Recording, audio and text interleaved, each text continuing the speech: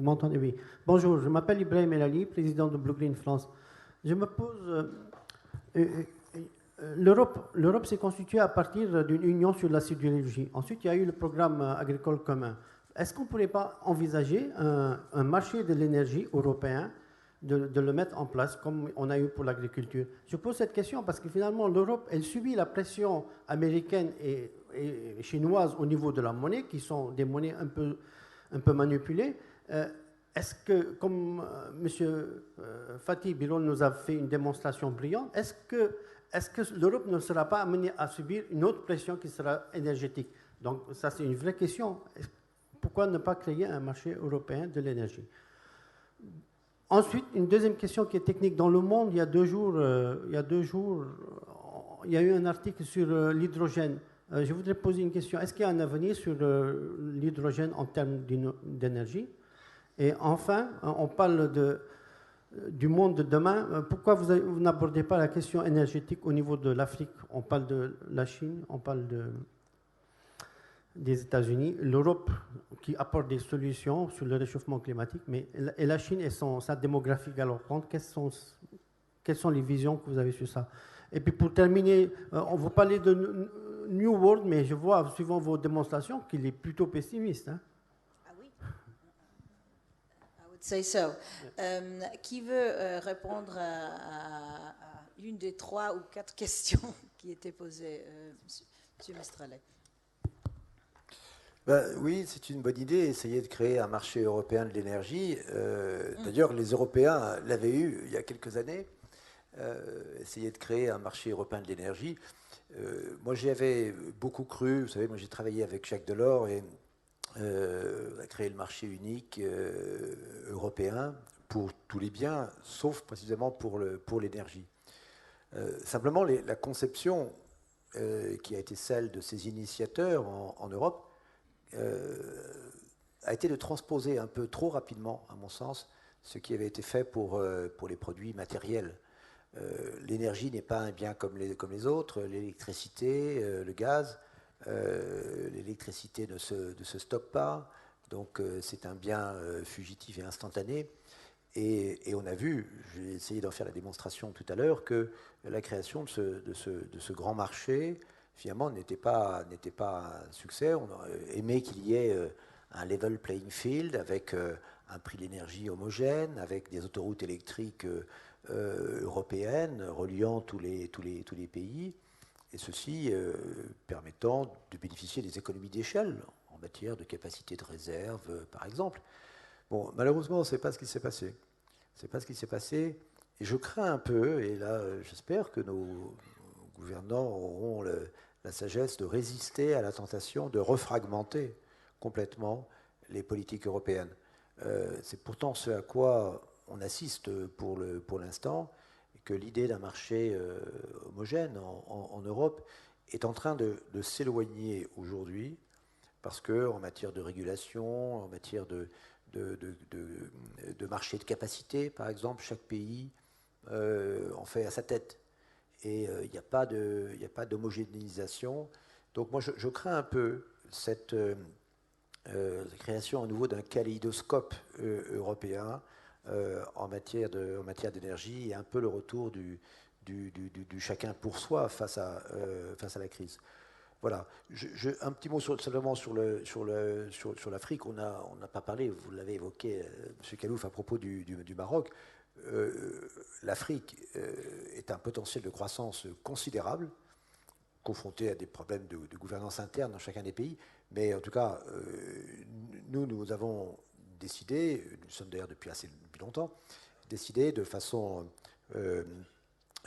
après avoir fait le choix des pays, de nous développer. Nous sommes très fortement présents en Algérie dans l'énergie, très fortement présents désormais au Maroc, en Afrique du Sud. Nous avons un très grand projet au Cameroun de gaz liquéfié. Voilà, donc l'Afrique fait incontestablement partie. L'Afrique aura 1 milliard d'habitants de plus, et l'Afrique fait partie du potentiel de croissance mondiale évident. Merci. Alors, oui. Peut-être peut-être aussi quelques éléments de réponse sur un certain nombre de questions que vous avez posées.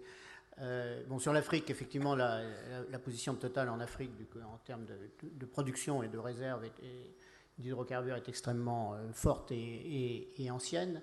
L'Afrique, dans les dernières années, a connu une période qui a été une période faste comparée aux périodes précédentes, et on a vu des taux de croissance tout à fait significatifs en Afrique, et donc d'un point de vue de marché aussi, c'est effectivement une zone intéressante. Donc sur les deux aspects, nous y sommes présents. J'ajoute qu'on parlait tout à l'heure des 1,5 milliard de personnes qui n'ont pas accès à l'énergie, et il est clair que l'Afrique est l'une des zones où ce phénomène existe, et nous nous sommes engagés du côté de Total dans un programme qu'on appelle Total Access to Energy, où nous déployons des lampes solaires, donc des lampes avec un petit kit solaire pour alimenter la lampe.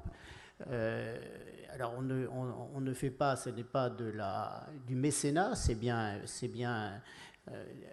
on fait payer cela, mais à un prix très, très modique, de façon à développer l'accès à l'énergie de ces populations. Et c'est bien un domaine où le solaire, effectivement, dans tout ce qui est besoin décentralisé, peut apporter des solutions, et nous le faisons. Enfin, sur les énergies renouvelables, je ne suis pas si pessimiste que vous.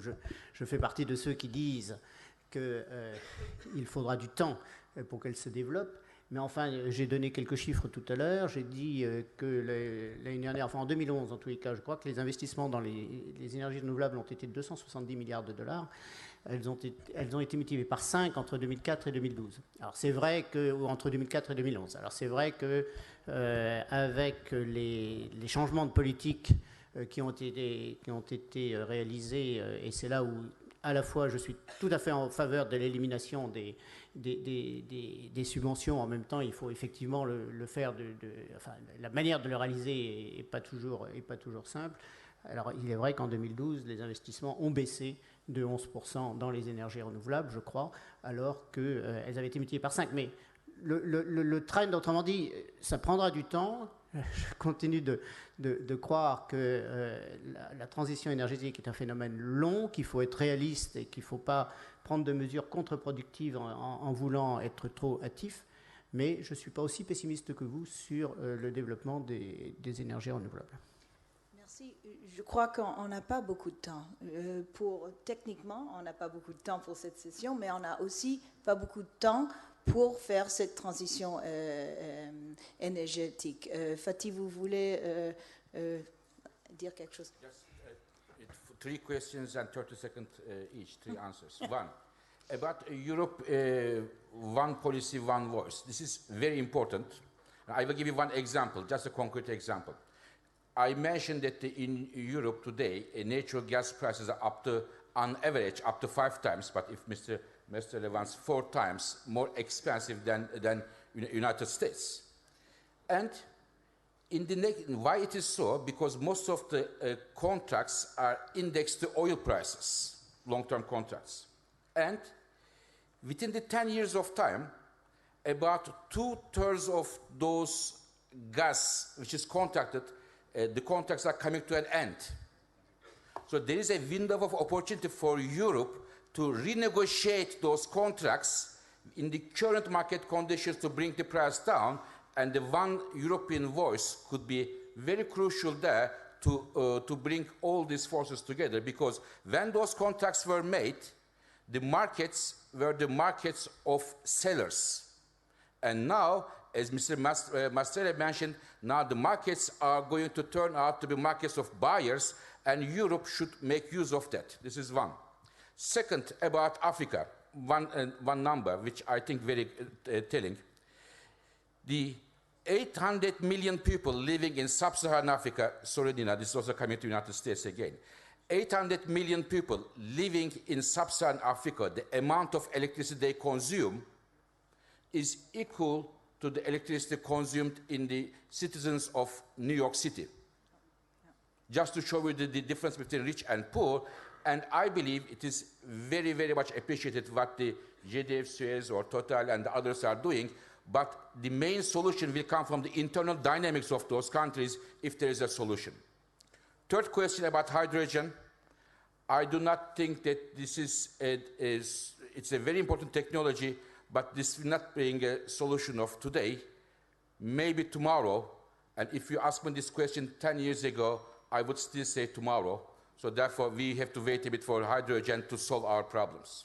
Thank you. I think we're going to give the last word to our minister, who is going to resolve all the problems. It's a big burden on your shoulders because you are the decision maker. And I just wanted to unveil this little T-shirt, which was made by one of the big social responsible investor groups, Calvert, in the United States at the UNEP Finance Conference. Too big to fail, but my question is, too big to save or too big to fail? And the people who have to save it are the people who are in decision-making positions like you, Madame le Ministre, and the big oil and gas companies and the other energy mix. So how are we going to get out of it in 2 minutes before you have to leave? Comment s'en sortir? Vous êtes le leader. Je crois que la politique a justement besoin d'espoir. Et la transition énergétique, c'est justement un projet fédérateur qui est porteur d'espoir, qui vise aussi à préparer la société de demain et d'après-demain. Alors forcément, on est dans un moment de crise économique, donc on a le nez sur le guidon de l'immédiateté. Et donc le défi politique, c'est comment réussir ce grand chantier de long terme en répondant aux problèmes d'aujourd'hui, de pouvoir d'achat, de création d'emplois, de crise économique. Pour prendre cet exemple, puisqu'il y a cette préoccupation pour le prix de l'énergie, que ce soit payé par les entreprises ou par le consommateur particulier, c'est vrai que nous avons engagé, ça aurait pu être fait à l'échelle européenne, et il y a besoin d'une politique extérieure de l'Union européenne de ce point de vue-là, avec GDF, d'ailleurs la renégociation des contrats d'approvisionnement pour le restituer vers le consommateur. Et on voit d'ores et déjà que la nouvelle formule du gaz que nous avons mis en place commence d'avoir un impact sur les tarifs, même si c'est encore modeste.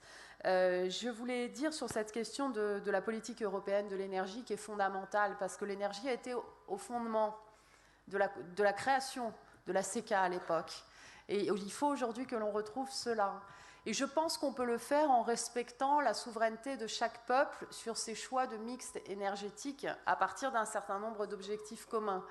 C'est important pour nous, la France, par rapport, on voit la différence, y compris dans les modèles de transition énergétique, entre le choix qu'a fait l'Allemagne et l'évolution que nous aurons en France sur la part du nucléaire dans l'électricité. Donc il faudra toujours respecter cette diversité et qui est aussi un élément de souveraineté. Mais en même temps, chaque fois que je discute aujourd'hui avec mes collègues ministres de l'énergie des autres pays d'Europe, on voit qu'il y a la nécessité aujourd'hui d'apporter une autre réponse que celle qui a été apportée jusqu'ici. C'était rappelé à l'instant sur la libéralisation du marché intérieur, les ouvertures à la concurrence, et qu'on doit avoir aujourd'hui une stratégie européenne d'investissement et de soutien au développement des réseaux énergétiques, que la question de la sécurité d'approvisionnement est de nouveau une question qui a une acuité importante en Europe, qu'il y a la question des contrats d'approvisionnement de long terme.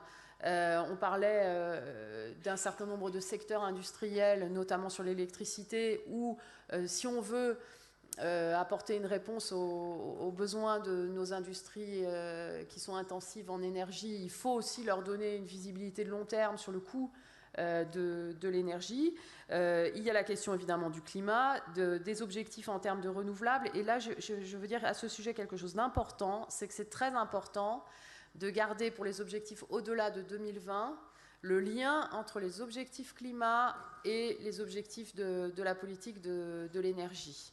Et que l'idée qu'il faudrait mettre des objectifs de part des renouvelables dans le mix énergétique dissociés d'un objectif de lutte contre le réchauffement climatique, et donc sortir de la logique du 3x20, c'est-à-dire du lien entre économie d'énergie, objectif climat et développement des énergies renouvelables, ne me paraît pas la bonne réponse. Et puis, au niveau industriel, Chaque pays a des grands acteurs industriels qui sont en concurrence et en compétition les uns avec les autres, mais on doit pouvoir mettre au moins en commun une première brique de stratégie commune sur notamment les enjeux de recherche et développement dans les énergies de demain et dans les prochaines ruptures technologiques, alors le stockage, l'hydrogène.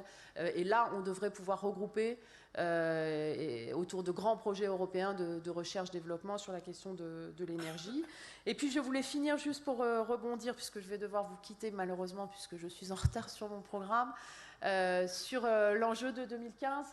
Effectivement, cette ouverture nouvelle des États-Unis qui est très importante, souscrire complètement à ce qui a été dit sur le poids des grands acteurs, les États-Unis, la Chine, aussi des pays comme le Brésil et l'Inde qui joueront dans les négociations un rôle très important, mais en même temps souligner que la leçon que nous pouvons retenir du passé de Copenhague, c'est que pour le pays hôte de la conférence sur le climat, même si nous voulons aboutir à un accord le plus contraignant possible et le plus ambitieux possible, il faut au début faire profil bas et être très humble sur le résultat attendu, parce que parfois on va à l'échec à force d'avoir présenté au point de départ quelque chose de trop ambitieux et qui déçoit. Et donc nous avons plutôt choisi de nous mettre dans une position de facilitateur modeste pour petit à petit voir comment on pourra réussir à faire bouger les choses dans le bon sens. Voilà, merci beaucoup de votre invitation. Je suis désolée de devoir vous quitter maintenant.